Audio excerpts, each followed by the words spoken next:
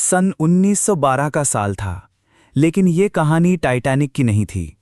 ये कहानी थी एक ऐसे जहाज़ की जिसे कोई इतिहास में दर्ज नहीं कर सका, क्योंकि वो जहाज़ पहुंचा ही नहीं। उसका नाम था ओशन स्पिरिट। दुनिया के सबसे अमीर और रहस्यमयी व्यापारी सेरेफिन कॉलिस्टो ने इसे बनवाया था। कहा जाता था कि इस जहाज़ पर एक प्राचीन खजाना लादा गया है, जिसे वह अफ्रीका से न्यूयॉर्क ले जा रहा था। पर उस खजाने से ज्यादा अनमोल चीज थी उसकी बेटी, लियाना कॉलिस्टो। लियाना समंदर को अपनी आत्मा मानती थी। उसकी मां की मौत भी समंदर में ही हुई थी, और तभी से लियाना को लगता था कि समंदर उसकी मां से बात करता है। वो जहाज जिस दिन रवाना हुआ, उस दिन आसमान साफ था, हवा शांत थी, सब कुछ परफेक्ट लग रहा था। जहाज पर 400 से ज्यादा यात्री थे, अमीर उद्योगपति, खोजी पत्रकार, विदेशी राजदूत और कुछ रहस्यमयी लोग जिनका मकसद किसी को नहीं पता था। इन्हीं यात्रियों में एक था आरव मलिक, एक भारतीय समुद्री इंजीनियर जो लियाना से अनजान था, लेकिन किस्मत ने जैसे उनकी मुलाकात पहले से तय कर रखी थी। आरव जहाज के इंजन रूम का इंस्पेक्शन करने के लिए बुलाया गया था। जब उसने पहली बार लियाना को देखा, वो जहाज की सबसे ऊपरी डेक पर खड़ी समंदर की लहरों को देख रही थी। क्या तुम भी लहरों की आवाज सुन सकती हो? लियाना ने आरव से पूछा। आरव मुस्कुराया। मैं मशीनों की आवाज ज्यादा सुनता हूं, लेकिन आज कुछ और सुन रहा हूं। शायद कोई कहानी जो समंदर कह रहा हो। लियाना की आंखों में चमक आ गई। वहीं से दोनों की दोस्ती की शुरुआत हुई। पर एक रात, जब जहाज अफ्रीकी तट से काफी दूर निकल चुका था, लियाना को समंदर से एक अजीब सी आवाज सुनाई दी, जैसे कोई उसे बुला रहा हो। वो दौड़ते हुए डेक पर पहुंची। आरव भी उसके पीछे आया।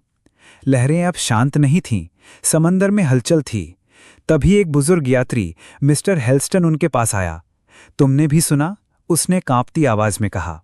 ये वही जगह है, वैले ऑफ द डेड सेलर्स, जहां सदियों पहले सैकड़ों जहाज डूब गए थे और जिनकी आत्माएं आज भी खजाने की तलाश में भटकती हैं। आरव ने उसकी बातों को नजरअंदाज करना चाहा, लेकिन तभी कंपस की सुई घूमने लगी। जहाज की दिशा बदल रही थी, बिना किसी आदेश के। कैप्टन को खबर दी गई। वो खुद भी हैरान था। हमारी नेविगेशन सिस्टम ब्लैंक हो चुकी है, कोई रेडियो सिग्नल काम नहीं कर रहा। ऐसा कभी नहीं हुआ। जहाज अब धीरे धीरे एक अंधेरे और धुंध से भरे इलाके में पहुंचने लगा। समंदर की लहरें नीली नहीं, काली लग रही थीं। लियाना का चेहरा पीला पड़ गया। यही वो जगह है जहां मेरी मां का जहाज डूबा था। रात गहराने लगी थी। जहाज पर अजीब घटनाएं होने लगी। कई यात्री गायब होने लगे। उनकी कैबिनें खाली थीं, जैसे वो कभी थे ही नहीं। आरव और लियाना ने मिलकर जहाज के पुराने नक्शों को देखा। तभी उन्हें जहाज के स्टोरेज डिपार्टमेंट में एक पुराना संदूक मिला। उसमें एक डायरी थी, डायरी ऑफ एलियस कॉलिस्टो, लियाना के परदादा की। डायरी में लिखा था, इस खजाने को ले जाना आसान नहीं, इसके साथ शाप है। जो इसे उठाएगा वो समंदर में समा जाएगा। लियाना को समझ में आ गया कि उसका पिता जो खजाना ले जा रहा है, वही उनकी बर्बादी का कारण बनेगा। उसने आरव से कहा, हमें खजाना समंदर को वापस करना होगा, वरना हम सब मर जाएंगे।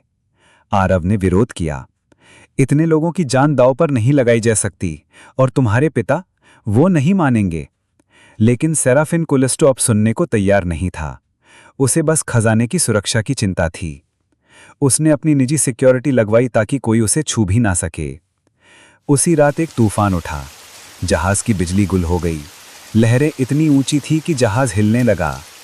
कैप्टन ने चीखा, इमरजेंसी मोड ऑन करो, सभी यात्रियों को लाइफ जैकेट पहनाओ। लेकिन ये कोई आम तूफान नहीं था। लहरों के बीच काली आकृतियां उभरने लगीं, जैसे समंदर के अंदर से कोई आत्माएं बाहर आ रही हों। आरव और लियाना खजाने वाले कमरे की ओर भागे।